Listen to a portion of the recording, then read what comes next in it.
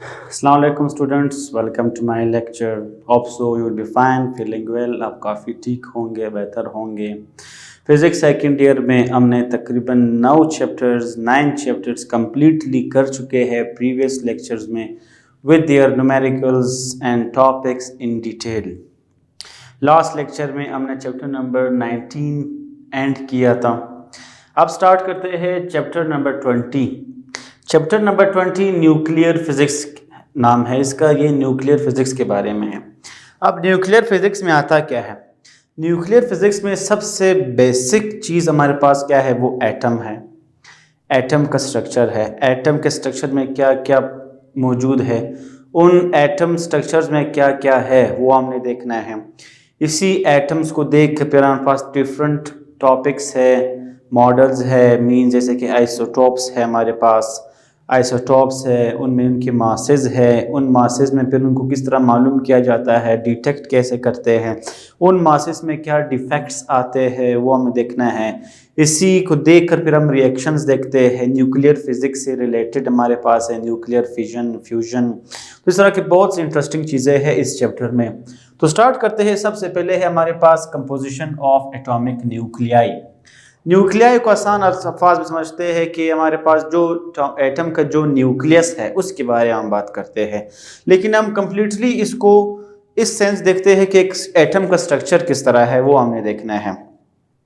अब इस पे सबसे पहले अगर हम ओवरव्यू दें तो इस पे रदरफोर्ड ने काम किया था. स्टार्ट में रदरफोर्ड ने ये कहा था कि atom as a central massive core, कि एटम का एक सेंट्रल पार्ट होता है, एक मैसिव कोर होता है, मींस एक मास आप समझ ले, जिसको उसने नाम दिया था कि एक तो ये बहुत ही स्मॉल है हमारे पास, इट इज़ वेरी स्मॉल, जिसको इसने नाम दिया था न्यूक्लियस. अब जैसे कि हम ये कह रहे थे, ये इस फॉर्म में है कि एक हमारे पास आप इसको एक क्लाउडली फॉर्म देके, कि जैसे कि कोई क्लाउड है हमारे पास, एक क्लाउडली फॉर्म है, ये कोई भी एक एटम है उसका, ये उसको आप ऐसे क्लाउडली देख ले कि इसके सेंटर में हमारे पास, इसके सेंटर में हमारे पास एक सेंट्रल पार्ट है मैसिव कोर, जिसको नाम दिया था न्यूक्लियस का. सिंपल इसने ये कहा कि एटम के सेंट्रल पार्ट में एक मैसिव कोर है जिसको इसने नाम दिया था न्यूक्लियस का. अब इसने ये कहा था कि ये जो न्यूक्लियस है, it occupies 10 power minus 12 of the total volume of atom. अगर हम टोटल वॉल्यूम देखें एटम का, तो जितना स्पेस ये ऑक्युपाई करता है वो 10 टू रेज्ड पावर माइनस 12 है. लेकिन अब हम देखते हैं क्या है, इस लाइन का मकसद क्या है, हम कमिंग पॉइंट्स में पढ़ेंगे. पहले बेसिक पॉइंट है कि जो इसका डायमीटर है, मींस जो न्यूक्लियस का diameter, it is 10 power minus 14 metre, लेकिन डायमीटर ऑफ एटम जो है वो 10 पावर माइनस 10 मीटर है. ये सिंपल एक बात है. अब इससे ये पता चला, जब डिस्कवरी हो रही थी, एक्सपेरिमेंट्स हो रहे थे, तो इसमें ये पता चला कि ये हमारे पास एक न्यूक्लियस है, इसके न्यूक्लियस में ऑर्बिट्स में, इसके न्यूक्लियस के इर्द गिर्द हमारे पास जो इलेक्ट्रॉन है वो जो है, इसने ये देखा कि एक न्यूक्लियस सेंट्रल पार्ट है न्यूक्लियस, जिसके और इर्द गिर्द ऑर्बिट्स में, मींस एक क्लाउडी शेप में इलेक्ट्रॉन्स रिवॉल्व कर रहे हैं. इन न्यूक्लियस में एक ख़ास फोर्स होता है, जिस फोर्स को हम कहते हैं एक ख़ास इलेक्ट्रोस्टैटिक फोर्स होता है. अब इस पर रदरफोर्ड ने काम किया. फिर 1932 में डिमिट्री एंड एंसबर्ग ने काम किया. इनका कंक्लूजन ये था कि ये हमारे पास जो न्यूक्लियस है और इलेक्ट्रॉन रिवॉल्व कर रहा है, ये सिंपल एक स्ट्रक्चर है हमारे पास. इसमें ये पता चला कि ये जो न्यूक्लियस है ये बहुत ही छोटा है. मींस अगर एटम के साइज से हम न्यूक्लियस को देखें, तो अगर ये हमारे पास पूरा एक एटम है हमारे पास, तो ये स्मॉल डॉट है, इसको भी अगर आप टाइनी कर ले तो न्यूक्लियस का मास, न्यूक्लियस इतना छोटा हमारे पास होता है. तो ये इतना मतलब बड़ा है. एटम हमारे पास। अब इसमें जो इन्होंने काम किया, उन्होंने ये कहा कि एक क्लाउडली हमारे पास एक क्लाउड शेप आपके पास है, उसमें न्यूक्लियस के इर्द गिर्द इलेक्ट्रॉन्स रिवॉल्व करते हैं। बाद में ये पता चला कि ये जो हमारे पास इस पे दोबारा फिर किसने काम किया, प्रोटॉन पे। फिर प्रोटॉन पे दोबारा काम किया था रदरफोर्ड ने। रदरफोर्ड ने ये कहा कि इस न्यूक्लियस में एक और पार्ट है जिसको हम कहते हैं प्रोटॉन। फिर इसने ये कहा कि जो न्यूक्लियस है हमारे पास वो एक पॉजिटिवली चार्ज्ड है। फिर ये कहा जब डिस्कवरी की कि जो प्रोटॉन है, ये प्रोटॉन बेसिकली हमारे पास एक पॉजिटिव चार्ज है, प्रोटॉन एक पॉजिटिव चार्ज है। इसके बाद फिर न्यूट्रॉन पे काम हुआ। न्यूट्रॉन पे चैडविक ने काम किया, उसने फिर काम किया, उसने न्यूट्रॉन डिस्कवर्ड किया। उसने फिर ये कहा कि इसी न्यूक्लियस में हमारे पास एक और पार्ट है जिसको उसने नाम दिया न्यूट्रॉन। उसने ये डिस्कवर्ड किया ये जो न्यूट्रॉन है ये एक न्यूट्रल पार्टिकल है। न्यूट्रल पार्टिकल से मतलब ये है कि इस पे कोई चार्ज नहीं है, इट एज नो चार्ज। एक न्यूट्रल पार्टिकल है, इस पे कोई भी चार्ज नहीं है। तो इस तरह करते करते एक एटम का एक स्ट्रक्चर बना, एक डिस्कवर्ड हुआ कि एक एटम होता है। एटम मींस जैसे कोई भी हर एलिमेंट में हमारे पास सेम एटम्स होते हैं। अब जैसे कि हाइड्रोजन है, उनमें जो मतलब एटम्स है वो सेम होंगे, कार्बन के अपने एटम्स है वो सेम होंगे। तो मींस इन एटम्स का, अब एक एटम का स्ट्रक्चर इसने ये बताया कि एक एटम में जो सेंट्रल पार्टिकल है वो हमारे पास कहलाता है न्यूक्लियस। इस न्यूक्लियस के इर्द गिर्द एक ऑर्बिट में इलेक्ट्रॉन रिवॉल्व करता है। इस न्यूक्लियस में ये पता चला कि एक प्रोटॉन होता है, एक न्यूट्रॉन होता है। ये पता चला कि प्रोटॉन पॉजिटिव चार्ज होता है, न्यूट्रॉन न्यूट्रल है, वो पार्ट है जिसमें कोई चार्ज ही नहीं होता। तो इससे ये पता चला कि जो न्यूक्लियस है उसमें एक हमारे पास प्रोटॉन होते हैं और हमारे पास न्यूट्रॉन होते हैं। ऑर्बिट्स के इर्द गिर्द इलेक्ट्रॉन रिवॉल्व करते हैं। उस इलेक्ट्रॉन के बारे में ये पता चला कि ये जो हमारे पास इलेक्ट्रॉन रिवॉल्व कर रहा है, ये जो इलेक्ट्रॉन है ये एक नेगेटिवली चार्ज्ड पार्टिकल है, ये एक नेगेटिव चार्ज है। जो इलेक्ट्रॉन रिवॉल्व कर रहे हैं वो एक नेगेटिव चार्ज है, जो प्रोटॉन है वो पॉजिटिव चार्ज है, जो न्यूट्रॉन है वो आपके पास न्यूट्रल चार्ज है। तो ये हमारे पास सिंपल एक कंपोजिशन था, इलेक्ट्रॉन प्रोटॉन न्यूट्रॉन।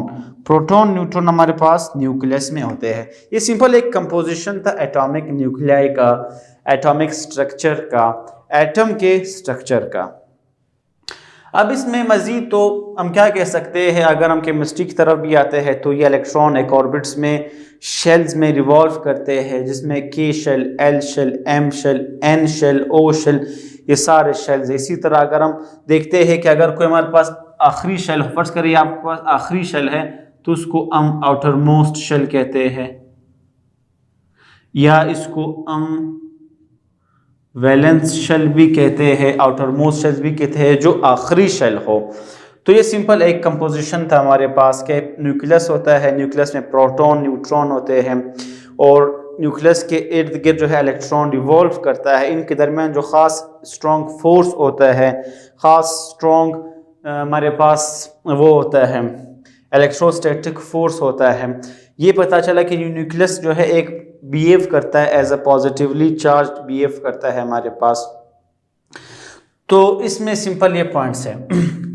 मज़ीद इसमें हमारे पास क्या है कि इस एटम के स्ट्रक्चर में, अब ये एटम किसी भी एलिमेंट का हो सकता है, ये जो है हमारे पास एटम किसी भी एलिमेंट का हो सकता है, कोई भी कंपाउंड हो उसमें जो एटम्स है। तो अब एलिमेंट्स मतलब जो आप पीरियोडिक टेबल पढ़ा होगा, हाइड्रोजन है, कार्बन है, कॉपर है, सिल्वर है, गोल्ड है, फॉस्फोरस है, नाइट्रोजन है, ऑक्सीजन है, यूरेनियम है, कोबाल्ट है।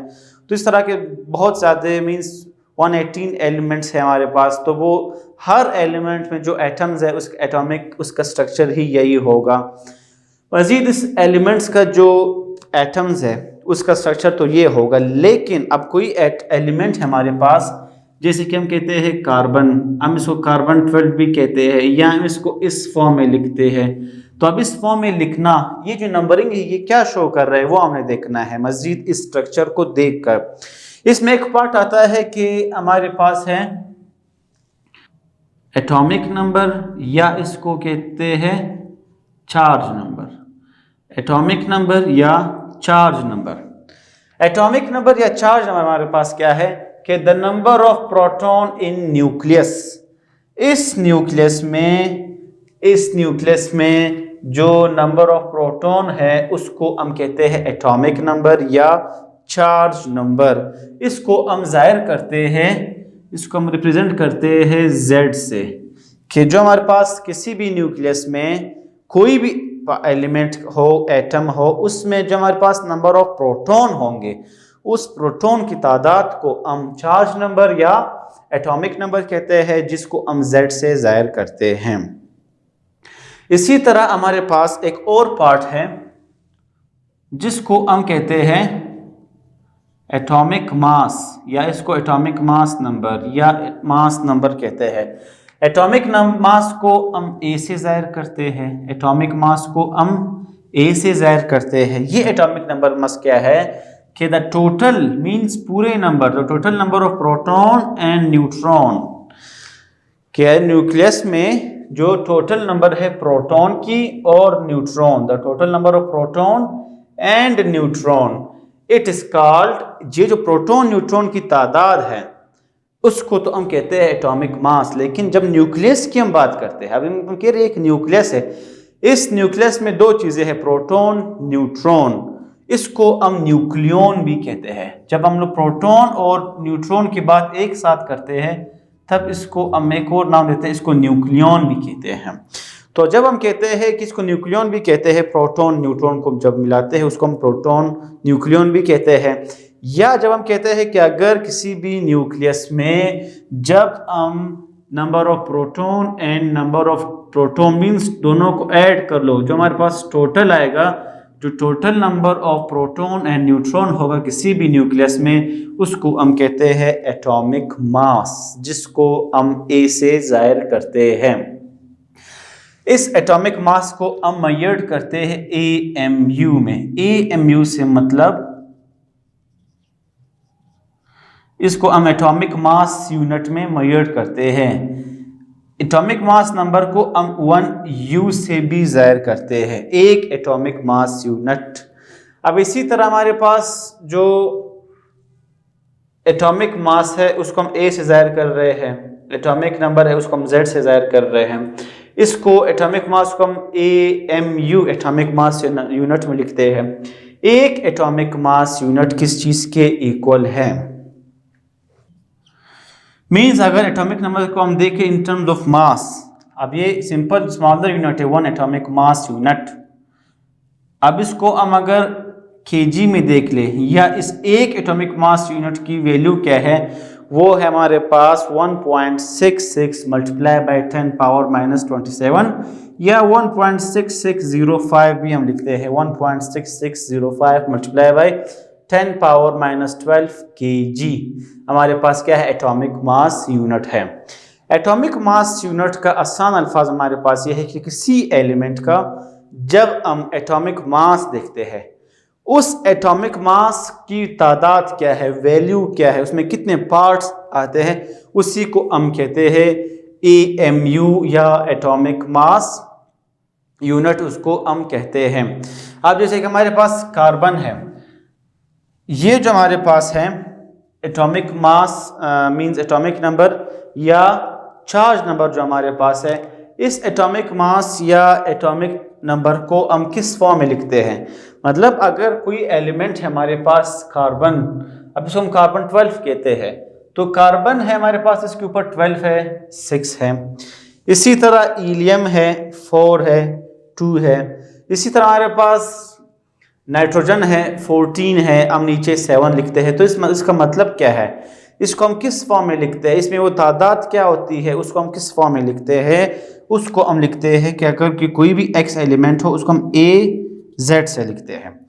A का मतलब है हमारे पास एटॉमिक मास, Z का नंबर है हमारे पास चार्ज नंबर या एटॉमिक नंबर। मीन्स इसका ये है कि अगर किसी भी एलिमेंट के ऊपर हमारे पास जो नंबर होगा वो जाहिर करता है ए को। मीन्स इसमें अब कार्बन है, हम कहते हैं इसका एटॉमिक मास कितना है 12। अब कार्बन है, हम कहते हैं इसका चार्ज नंबर एटॉमिक नंबर क्या है, वो है 6। अब देखते हैं, अब देखिए 6 हमारे पास क्या है, हम कहते हैं Z है। Z means charge number, charge means number of proton. मतलब 6 क्या जाहिर करता है, 6 ये जाहिर करता है कि ये हमारे पास क्या है, नंबर ऑफ प्रोटॉन्स है। मतलब अगर इसका हम न्यूक्लियस ड्रा करते हैं तो इस न्यूक्लियस में जो 6 प्रोटॉन होगा, प्रोटॉन की जगह हम क्या लिखेंगे, 6 लिखेंगे। इसी तरह जो 12 है, अब 12 A है। A means atomic mass. Atomic mass क्या है, number of proton and neutron. Means 12 कैसे बना, जब हमने प्रोटॉन और न्यूट्रॉन को ऐड किया तब हमें मिला 12। लेकिन प्रोटॉन तो हमें पता है कि वो 6 है, न्यूट्रॉन क्या है ये हमें कैसे पता चलेगा, ये मालूम करने का तरीका क्या है। इसको देखने से पहले एक बार कार्बन 12 देखते हैं। अब कार्बन 12 को आप इस तरह देख ले, ये आपके पास एक कार्बन 12 है। 12 का मतलब ये है कि इसमें जो इसको आप 12 हिस्सों पर डिवाइड करते हो। मीन्स 1 से लेकर 12 पार्ट तक आपने इसको डिवाइड किया। अब इसमें 12 हिस्से हैं, तो हर एक हिस्से को हम 1 एटॉमिक मास यूनिट कहते हैं। इस तरह 12 थे, इसमें 12 पार्ट्स है, तो 12 का ये मतलब है कि कार्बन 12 हमारे पास क्या है। इसमें अगर हम एटॉमिक मास यूनिट में लिखते हैं तो हम ये लिखते हैं कि इसमें AMU कितना है, मींस इसमें कितने एटॉमिक मास यूनिट है। अगर 12 पार्ट्स तो हम कहते हैं कि इसमें कितना एटॉमिक मास यूनिट है, वो हमने देखना है। 12 कार्बन 12 मींस इसमें 12 पार्ट्स है। 12 पार्ट मींस अगर एक पार्ट को हम 1 एटॉमिक मास यूनिट कहते हैं, तो अगर 12 पार्ट्स है उसको हम कहते हैं इसका 12U है। Means atomic mass number 12 means 12 atomic mass unit इसमें है। अगर हम एक एटॉमिक मास देखते हैं, एक atomic mass 1.6605 multiply by 10 power minus 27 kg के इक्वल है। तो 12 एटॉमिक मास यूनिट किस चीज़ के इक्वल होंगे, आपने इसको 12 से मल्टीप्लाई करना होगा। अगर हम रेस्ट मास की बात करते हैं, मींस अगर रेस्ट मास है हमारे पास प्रोटॉन का, रेस्ट मास है हमारे पास न्यूट्रॉन का, जो रेस्ट मास है हमारे पास प्रोटॉन का या रेस्ट मास है हमारे पास न्यूट्रॉन का, वो हमारे पास किस चीज़ के इक्वल होते हैं। जो हमारे पास रेस्ट मास में अगर हम प्रोटॉन न्यूट्रॉन देखें, इसमें जो हमारे पास एटॉमिक मास यूनिट की वैल्यू होती है वो अप्रॉक्सीमेटली इक्वल होते हैं, वो तकरीबन बराबर होते हैं रेस्ट मास में इनकी वैल्यू। दूसरा पॉइंट ये है कि जब प्रोटॉन डिस्कवर्ड हुआ, जब न्यूट्रॉन डिस्कवर हुआ, जब इलेक्ट्रॉन डिस्कवर हुआ, तो इनके मासेस का भी पता चला, वो भी डिस्कवर्ड हुए। इनके मासेस क्या है, जो प्रोटॉन का मास है हमारे पास वो है 1.673 multiply by 10 power minus 27 kg। जो हमारे पास न्यूट्रॉन का मास है वो है हमारे पास 1.675 multiply by 10 power minus 27 kg।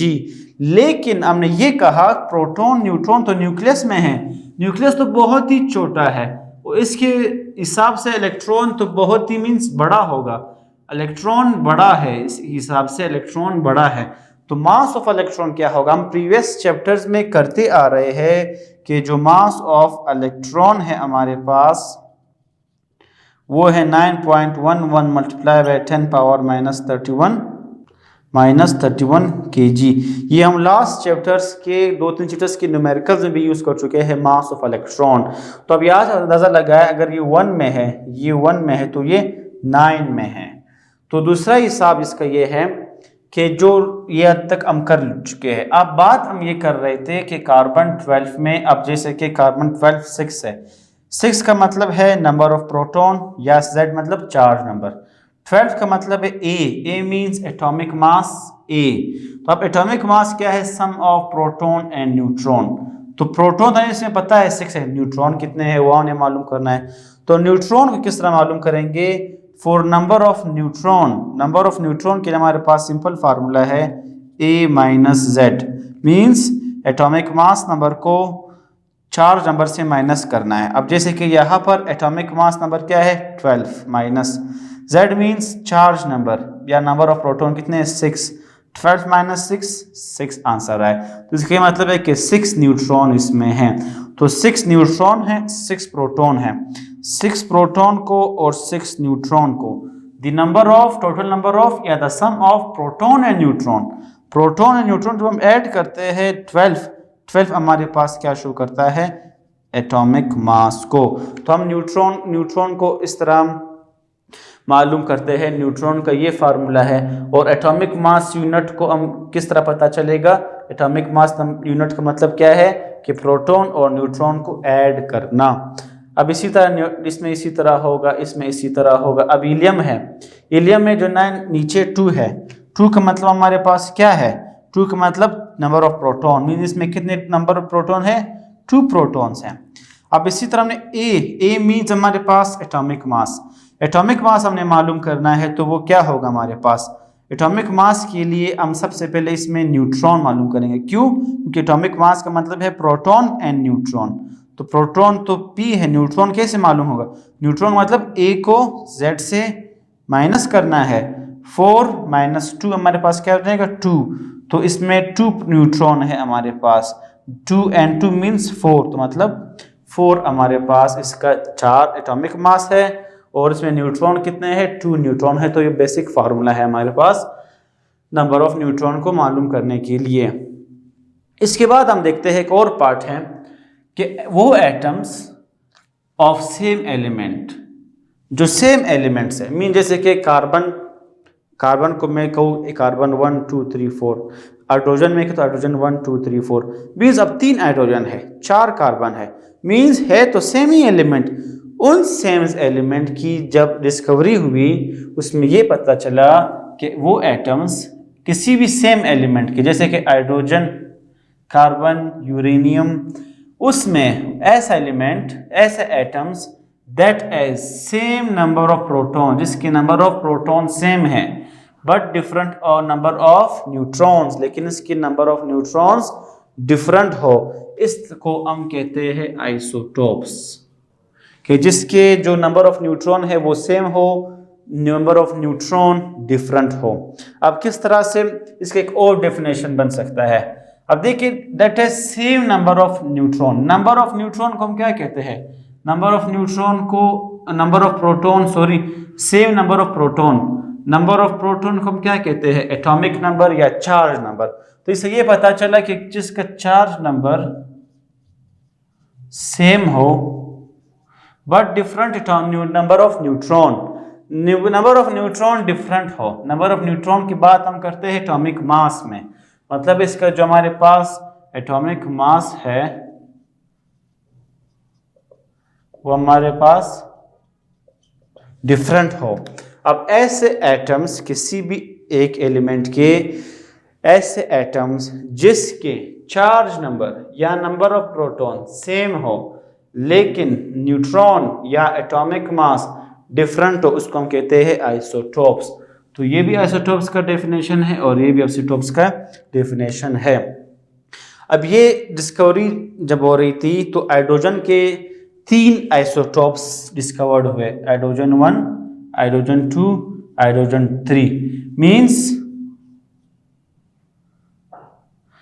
3 hydrogen हमारे पास मिले। इसको कहते हैं कि हाइड्रोजन के 3 आइसोटोप्स। 3 आइसोटोप्स का ये मतलब है कि हर हाइड्रोजन के नंबर ऑफ प्रोटॉन सेम है लेकिन इनके जो एटॉमिक मास है वो आपके पास क्या है, वो डिफरेंट है। किस तरह से, जैसे कि 1 2 3, देखिए ऊपर वाले हमारे पास क्या है a means atomic number, atomic mass different है, एक 1 है, एक 2 है, एक 3 है, लेकिन charge number means number of proton जो नीचे लिखते हैं Z वो सेम होना चाहिए। अब उसको आप क्या करते हैं, जैसे कि 1 1 1। अब ये 3 हाइड्रोजन्स मीन्स इस हाइड्रोजन के 3 आइसोटोप्स है। ये आइसोटोप्स जब डिस्कवर्ड हुए, अब इससे क्या पता चला कि तीनों का प्रोटॉन नंबर या चार्ज नंबर सेम है, तीनों के जो मासेस नंबर है वो डिफरेंट है। तो 3 आइसोटोप्स थे हमारे पास। अब 3 आइसोटोप्स में हमारे पास क्या है, अब इसमें देख ले 3 आइसोटोप्स में ये हमारे पास पहला है, ये दूसरा है, ये तीसरा है। पहले को हम कहते हैं प्रोटियम, दूसरे को हम कहते हैं ड्यूट्रियम, तीसरे को हम कहते हैं ट्राइट्रियम। प्रोटियम, ड्यूट्रियम, ट्राइट्रियम 3 आइसोटोप्स है हमारे पास हाइड्रोजन के। मींस ये एक ऐसा सेम एलिमेंट है जिनमें नंबर ऑफ प्रोटॉन, ये चार्ज नंबर सेम है, लेकिन एटॉमिक मास मींस ए वो डिफरेंट है। इसी तरह कार्बन, और अगर 4 है तो हम एक क्यों लेते हैं? अब पीरियोडिक टेबल में एक ही मेंशन्ड है, जैसे कि ये फर्ज करें एक ही मेंशन्ड है, क्यों? इन बाकी दो को क्यों नहीं लिया गया? यहां पर हम देखते हैं इनका नेचुरल अबंडेंस। नेचुरल अबंडेंस को हम मालूम करते हैं फार्मूला से, जो ये केमिस्ट्री का एक पोर्शन है। उस नेचुरल अबंडेंस में इस एलिमेंट की, इस आइसोटोप की जो नेचुरल अबंडेंस है वो ज्यादा है, जैसे कि 90%, 99%, तो इसको कंसीडर लिया गया है। इसी तरह हमारे पास कार्बन है। अब कार्बन हमारे पास 4 आइसोटोप्स कार्बन के डिस्कवर्ड हुए थे।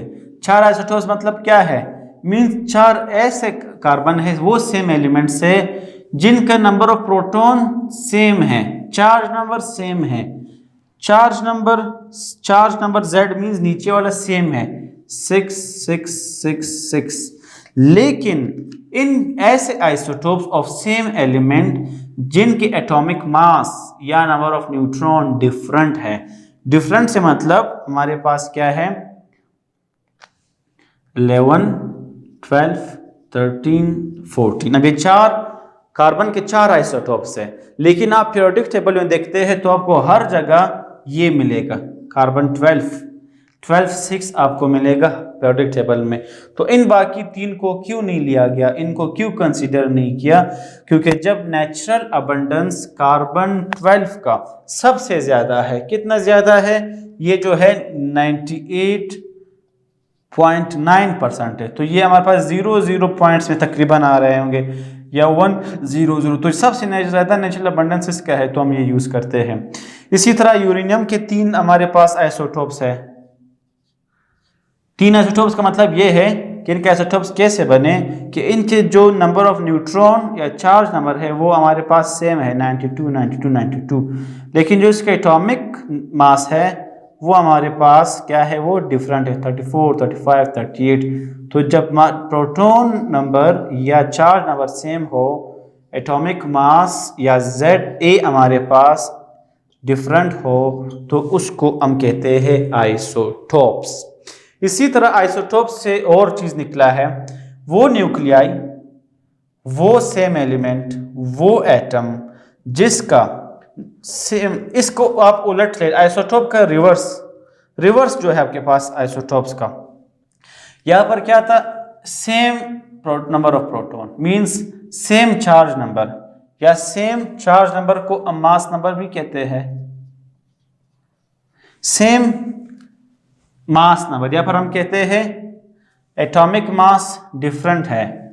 लेकिन इसको अगर हम उलट करते हैं, जैसे कि न्यूक्लियाई दैट F सेम, यहां पर एटॉमिक मास डिफरेंट था, यहां पर हम कहते हैं दैट S सेम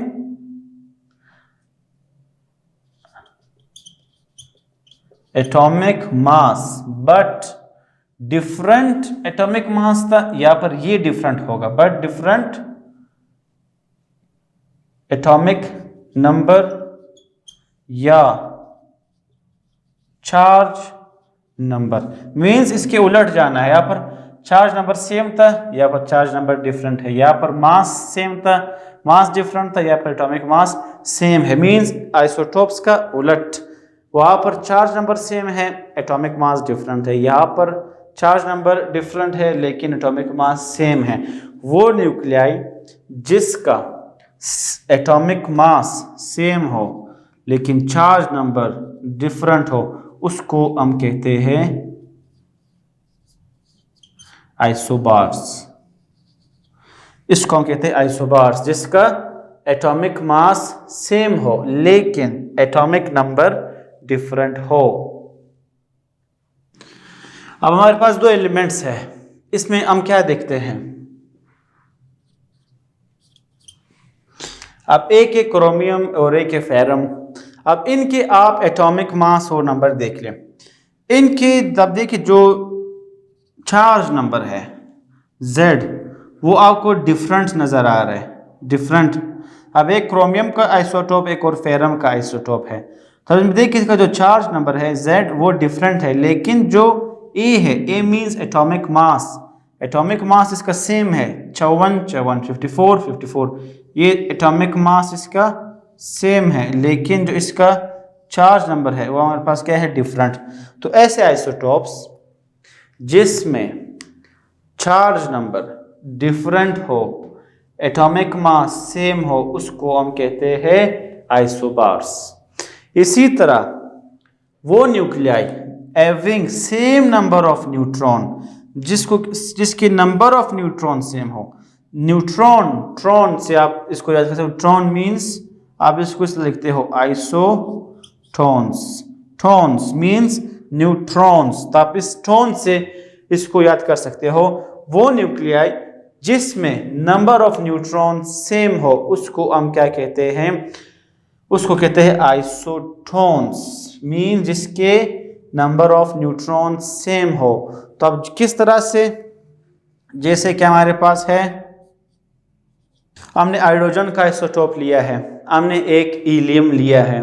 इसी तरह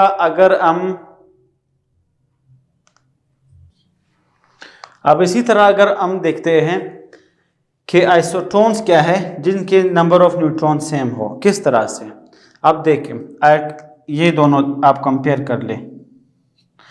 हाइड्रोजन है, ये हाइड्रोजन के एक आइसोटोप है हमारे पास ट्राइटियम। अब न्यूट्रॉन किस तरह मालूम करते हैं, A माइनस जेड, A को Z से माइनस करना, A को Z से, 3 माइनस 1 2, 4 माइनस 2 2, दोनों के नंबर ऑफ न्यूट्रॉन सेम है, इसको हम कहते हैं आइसोटोन्स। अब एक है ऑक्सीजन, एक है हमारे पास कार्बन का हमने आइसोटोप लिया है, कार्बन 14। अब देखें, अब इनका न्यूट्रॉन किस तरह मालूम करेंगे, 16 माइनस 8 हमारे पास क्या हो जाएगा 8, 14 माइनस 6 8, तो दोनों के नंबर ऑफ न्यूट्रॉन सेम है।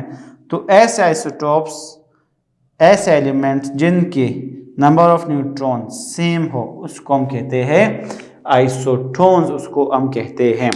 लास्ट पॉइंट है वो न्यूक्लियाई हैविंग, वो न्यूक्लियाई जिनका हैविंग, जिसका एटॉमिक मास भी सेम हो एंड जो इसका चार्ज नंबर या हमारे पास एटॉमिक नंबर है वो सेम, दोनों सेम हो। Nuclei that having same number of atomic mass and same number of charge number, means दोनों आपके पास क्या हो, सेम हो, उसको हम कहते हैं